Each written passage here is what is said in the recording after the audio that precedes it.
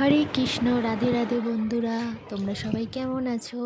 আমি তো খুব ভালো আছি, আর আমার গোপু সোনারাও খুব ভালো আছে। আর এই বড় থালাটা দেখছো, এই থালাটা আমি নাবিয়েছি আমার ঘরে। দুজন এসেছে ওনাদের জন্য। ওনাদের সবাইকে আমি একসাথে বসিয়ে আজকে স্নান করাবো।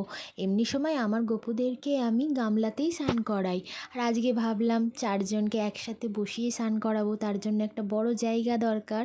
তার জন্য এই থালাটা আমি নামিয়েছি। এই দেখো চারজন, কি করে চারজন হলো বলো তো বন্ধুরা? আমার পাশের বাড়িতে একটা বোন আছে, ওই বোনটা আজকে বেড়াতে গেছে, আর ওরই গপুগুলোকে আমার কাছে দিয়ে গেছে সেবা দেওয়ার জন্য। আর কোনো গপু যদি আমার ঘরে আসে, আমার খুব খুব খুশি হয়, এত আনন্দ হয় মনে যে কি বলবো। গোপুরা যদি দুদিনের জন্য আমার বাড়িতে আসে, আমি মনে করি আরও দুদিন থেকে যাক, মানে আমি আরও দুদিন যেন এক্সট্রা তাদেরকে সেবা দিতে পারি। আমার খুব মন থেকে আমার খুব খুশি হয়, খুব আনন্দ হয়। আমি গপু সেবা করতে তো এমনি খুবই ভালোবাসি, দুজনকে তো সেবা দিই, রাধা মাধবও আমার আছে।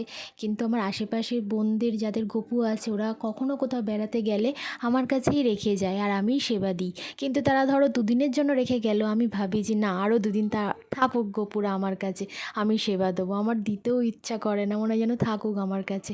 কেন জানি না এটা হয়। আচ্ছা বন্ধুরা, তোমাদের যাদের বাড়ি গপু আছে, তোমাদেরও কি ঠিক এরকম আনন্দ হয় গপু সেবা করতে?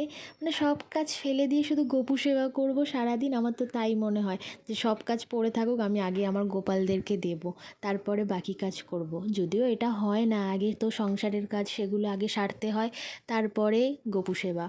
কারণ বাসি ঘরে বাসি জায়গায় তো গপু সেবা করব না, ওই জন্য আগে সংসারের কাজ সামলে নিয়ে তারপরে গপু সেবা করি। আমার তো পুচকু পুচকু গোপু সোনাদেরকে সিঙ্গার করাতে এত ভালো লাগে যে কি বলবো, নিজের হাতে সাজাতে খুব ভালো লাগে। আর আমার বোনের যেই ছোট ছোট গপুগুলোকে দিয়ে গেছে আমার কাছে, তাদের জামা জুয়েলারি সবই দিয়ে গেছে, কিন্তু তবু আমার ঘরে যে আমার গপুদের যে জুয়েলারিগুলো আছে, যেই জামাগুলো আছে, আমি এইগুলোই পরিয়ে দিই। আমার গপুদের যা জামা জুয়েলারি আছে সেগুলোই আমি গপুদেরকে সব পরিয়ে দিই। পছন্দ মতন করে ম্যাচিং করে পরাতে আমার ভীষণ ভালো লাগে। আর ওনাদের যে জামাগুলো দিয়ে যায়, সেগুলো ওরকমই ব্যাগে থাকে।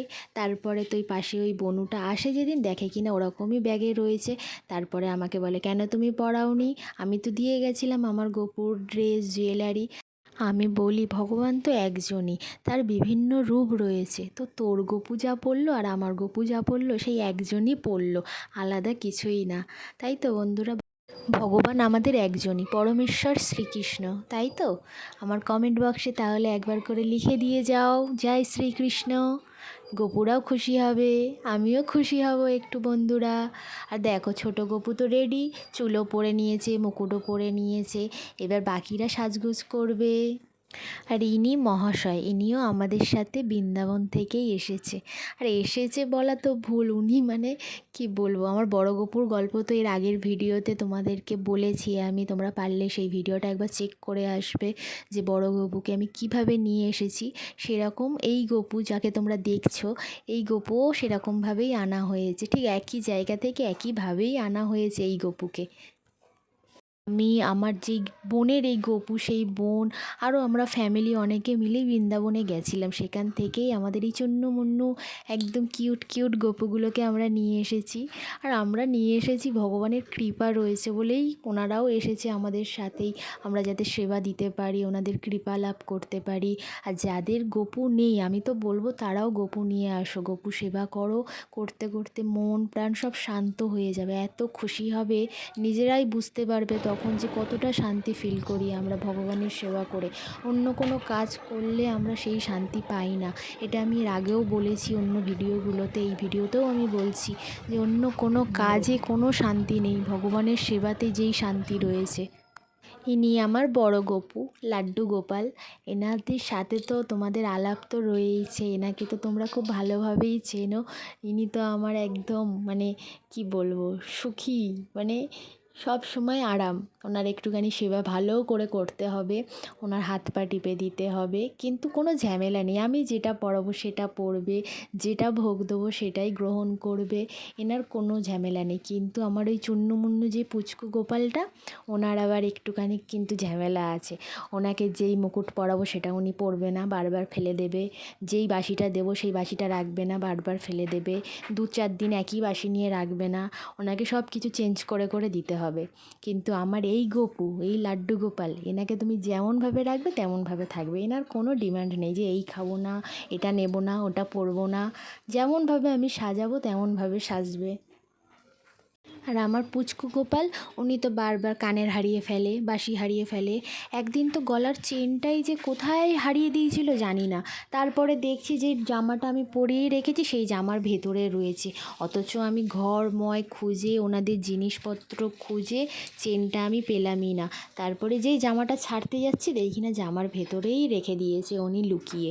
মানে কি বলবো, এমন এমন মাঝে মাঝে লীলা করে উনি, খুব দুষ্টু, আর খুব দুষ্টু দুষ্টু লীলা করে আমার সাথে। কিন্তু আমার বড়জন ওরকম না, উনি একদম শান্ত। ওনার সবসময় তুমি সাজিয়ে গুজিয়ে রাখো, একটু সাজিয়ে গুজিয়ে রাখলেই উনি খুব খুশি, আর চুপচাপ বসে শুধু দেখবে কে কী করছে না করছে। কিন্তু আমার দুষ্টু গোপাল, এই যে ছোটোটা, উনি তো খুব দুষ্টুমিই করে, জানি না কেন। আমার মনে হয় এরকম, যারা গোপাল রাখে, গোপাল সেবা করে, তারা ঠিক বুঝতে পারে যে কোন গপু কীভাবে ছলনা করছে। আর গপু মানে আমাদের কানা মানেই ছলনাময়, ওনার মতন ছলনাময় কেউ নেই এই ব্রহ্মাণ্ডে। এটা তো তোমরা জানোই বন্ধুরা। উনি লুকাচুরি থেকে শুরু করে, চুরি করা থেকে শুরু করে সব কিছু, মানে যে কোনো দুষ্টু বুদ্ধি ওনার মাথায় রয়েছে। উনি একদম মাস্টার মাইন্ড।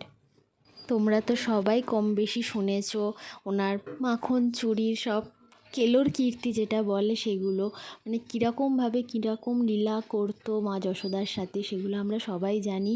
পরে না হয় আমি এরকম একটা কোনো গল্প নিয়ে একটা ভিডিও করব তোমাদের সাথে, তোমাদেরকে সেটা শোনাবো। মানে মাখন চুরি কীরকমভাবে করেছে, কীরকম দুষ্টুমি করতো ছোটোবেলায়। আমি তো এইসব গল্পগুলো শুনলে তো মানে এত ইমোশনাল হয়ে যাই, কান্না পেয়ে যায়, মনে হাসি হয়। মানে এক এক সময় এক এক রকম হয়, এত দুষ্টু দুষ্টুগিরি করে তখন আমার হাসি পায়, আবার মাঝে মাঝে মন থেকে ফিল করি, মানে চোখ থেকে জল চলে আসে, জানি না কেন। অন্য একদিন ঠিক এরকম একটা মাখন চুরির গল্প তোমাদের কাছে আমি শেয়ার করব, গোপু সোনা কীভাবে দুষ্টুমি করতো। এখন আমার পুজো দেওয়া কমপ্লিট হয়ে গেছে। আর বন্ধুরা, যদি এই ভিডিওটা ভালো লেগে থাকে একটুও, তাহলে আমাকে সাবস্ক্রাইব করে দেবেন যারা নতুন আছেন, আর একটু লাইক কমেন্ট করে দেবেন। হরে কৃষ্ণ, রাধে রাধে। সবাই ভালো থাকবে, আমার গোপু সোনার কৃপায় সবার মঙ্গল হোক। সবাই খুব খুব ভালো থেকো, এই আশীর্বাদ ভগবান তোমাদেরকে করুক, সবার মঙ্গল করুক। লাইক কমেন্ট আর সাবস্ক্রাইব করতে যেন একদম ভুলো না, ঠিক আছে বন্ধুরা? তাহলে আমি এরকম ভিডিও আরও বারবার দেব, তোমাদের সাথে শেয়ার করব সব কিছু, আমার গোপু সোনার লীলাগুলো আমি শেয়ার করব। হরে কৃষ্ণ, রাধে রাধে। কমেন্ট করতে কিন্তু একদম ভুলবে না, ঠিক আছে? রাধে রাধে, হরি বল।